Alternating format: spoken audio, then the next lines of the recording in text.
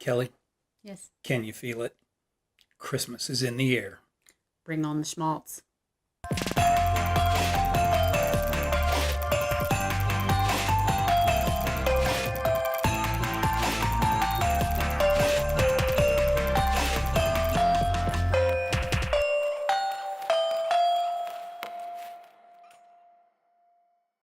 Well, hello there, Schmaltzteers, and welcome to this episode of Schmaltzmark. My name is Wayne, and this, as always, is my lovely wife, Kelly. And Kelly, today we're going to be reviewing Christmas in the Air from Hallmark Movies and Mysteries. Yes. And let's start with our lovely cast. Okay. We had Catherine Bell playing Lydia and Eric Close playing Robert. Lydia was a professional organizer. And she was very type A, everything was scheduled. Everything in its box or module. Yes. So, yesterday I told you about my 3C system. Yeah. Contain, concentrate, control. Right, and we did pretty good with contain and control. Now, today we're going to work on your concentration. Believe me, I mean, I spend almost every minute of every day concentrating. You still feel overwhelmed? Yeah, to say the least. That's because gaining control means you have to concentrate on one thing at a time. And he is the polar opposite. Completely disorganized, has no idea where he's supposed to be when. Always running late, always missing forgetting appointments. something that the kids need for school or whatever. Leaving his keys everywhere, constantly having to go back and get his keys. Missing meetings at work. It is constant. So they come together in a moment of serendipity. Mm-hmm. He's got a big business deal coming up, and he needs her help to get his life organized so he can pull off this business deal. Well, it starts with he wants his house decorated. For a dinner. For a dinner. But then he realizes fairly quickly that he needs more help than just his house decorated. He needs his life organized. And he, of course, is a single dad. And we're not going to talk about that. No, we're not. We're not. You're not allowed to gloat. Not yet. Save it. So let's run through our tropes, shall we, Kelly? Yes. Well, this was a very trope-light movie, especially for a Hallmark Christmas movie. And let's start with, what was your guess for how many tropes? I guessed 18. And I guessed 7. And how many tropes did we have? 7. Yes, we did. It was a struggle to get to 7. Like, it was. We had to debate. We had to debate a couple of things. Yeah, let's run through all of them. The first thing we had was a decorating montage, and it was not your typical decorating montage. No, it wasn't. It wasn't. It was very short. It wasn't one of those big indulgent happy music playing. Let's cut this thing together. It was very quick. But they did have a couple of other montages: a baking montage, and a cooking montage. Yes, eye opener guy. Yeah. She opens his eyes to the fact, and it really wasn't an opening. He knew his life needed to be organized. Right. But he opened her eyes to the fact that she needed to be just a little less organized. A little bit of chaos is okay. That she can leave her phone at home and the world is not going to come to an end. Right. Fano. Well, I mean, it was just everywhere. Fano was everywhere in this one. Was it this one or our previous film? I think it was the previous film, but in both of these, a lot of foam sprayed on the ground. Yeah. Sticking to shoes. Sticking to shoes, yes. I'm not sure which one it was, but there was definitely shoe stickage. Yes. What else we have? A huge kitchen that they were baking in. Yeah. Which was fun. Next up, we had music by Public Domain. What songs did we have this time? Nutcracker Suite appeared a couple of different ways in there in the score. Jingle Bells and Good King Wenceslas. Yes, the Nutcracker Suite was based around a specific toy because Robert is a toy maker. Yeah. Now, see, that's as close as we got to a Christmassy Christmasin, but there were no names. No names. Even the toy company didn't have a Christmassy name. So. But he was it wasn't even a Santa type figure. He was just a toy maker. He was an inventive toy maker. Mm-hmm. So that was a nice little nod to Santa without going over the top and making him the real Santa or something like that. Although I bet the real Santa could probably use a professional organizer. Probably could. Yeah, he probably has a whole team of professional organizer elves. That's just their job, to Yeah. organize Santa's life. Yeah, you grow up and you're trained in that particular field. You know, if we ever discuss the fact that the elves might be slave labor, we'll save that for another episode. No. Okay, so the non-problem problem. They never even talked it out after the fact. No.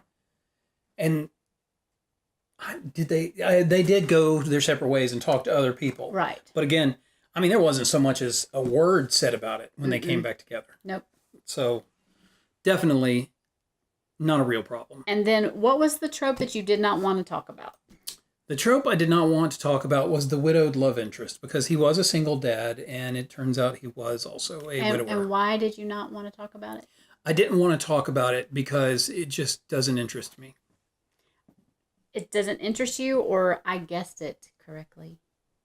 Could be that. Could be that. And it's a 3-pointer Mm-hmm. also. Mm-hmm.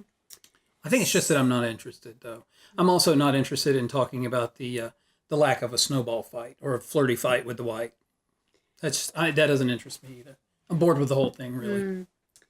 That couldn't possibly be because that's the trope you chose. No. Okay. No. Okay. You're just not interested. I'm not interested at all. Okay. Let's just go straight into acting, shall we? Okay. Who do we have? We had Catherine Bell and Eric Close. Catherine Bell, one of my favorites for a long time now. And Eric Close, we always really liked his work, especially in Without a Trace. Yes. Haven't watched Nashville. No. I suppose he's good in that. I gave it an 8.5. I probably could have gone even higher because these are great actors in this thing. I gave it an 8.5 as well. My reason for not going higher than that is I just didn't feel like they had enough to work with. Yeah, the script was a little thin in places. It just it didn't lend itself to more opportunities for them. More opportunities for it. And Kelly, I guessed a 9.5, so I went over with the acting. And I guessed a 9, so I also went over. So no points for either of us there. Well, it doesn't help with the comeback, but it at least doesn't create more of a deficit for me. So let's celebrate the little things. You do that. Story. I gave the story, like I said, I thought it was a little threadbare in places, a 7. I actually gave it a 6.5. Anything in particular that jumped out at you that you just felt like was weak? I felt like they could have had more conflict. I mean, it seemed too easy because he too easily embraced this idea of organizing his life, because he was resistant in the store where they met one another, but then he gave himself over to it immediately and bought into her system immediately, except for in his workshop. Yeah. And that's the one place he did dig his heels in. What about you? Where did you see the weak points? It was something similar, and I just felt like there were opportunities early on to set up, because of his disorganization, problems that would crop up near the end of the film that then they would have to find a way to solve together, and then their creative solutions to that in his chaotic life would bring them closer to one another. For example, when he tells her the date of this important dinner that he has at his house. You had guessed early on that he accidentally gave her the wrong date. I don't understand why they didn't do that. That would have been perfect. It would have been brilliant, because then it could have conflicted with his daughter's play. Right. And then they would have to figure out a way to make them both happen. Or, maybe he would have chosen his family then over work, which would have impressed the owner of the big store chain, who said he was very pro-family. And would have impressed her, because he would have been making decisions that, showed that he was really living up to his goal, which was spending more time with his family. So like you, I just felt like there were more opportunities for conflict, and where there's more opportunities for conflict, there's more opportunities for redemption and resolution, and they just didn't take those. So it was a little disappointing in that way. So an average of 6.75. I guessed an 8, so I busted on this one. I guessed a 9, and I think it was just because of my love for Catherine Bell. I really thought that it would be up there. And so again, we got a double loser. 2 big old goose eggs. So let's talk about visuals. Visuals, yes. What did you give it for visuals? I gave it a 7. I gave it a 7.5. Yeah. What were your reasons for that? I really enjoyed the toy making area, his office, just that whole factory in general. I really liked that. I felt like some of the other sets were a little flat, and could have maybe used some Christmas lights because if you didn't notice in our tropes, there was not for the second movie in a row. Yeah, no lights everywhere lights. Yeah. So maybe if they had thrown some of that. I think that would have helped because there there. were places to me where it felt underlit. Mm-hmm. Like some things were a little too dark. They just didn't.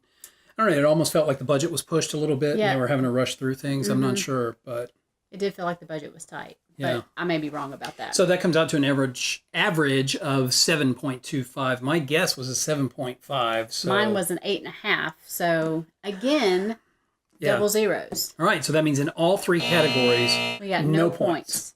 for either of us. No. But I did guess the correct trope, and I got the number of tropes exactly. so that's 6 points for you. And 0 for you. So I was doing so well. yeah, The comeback was on, and just like that, it was gone. it's gone.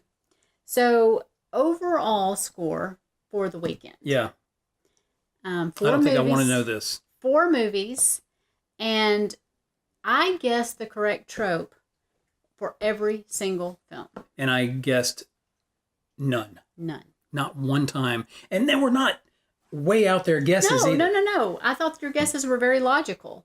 But the overall score at the end of the day was 29 for me. 15 for me.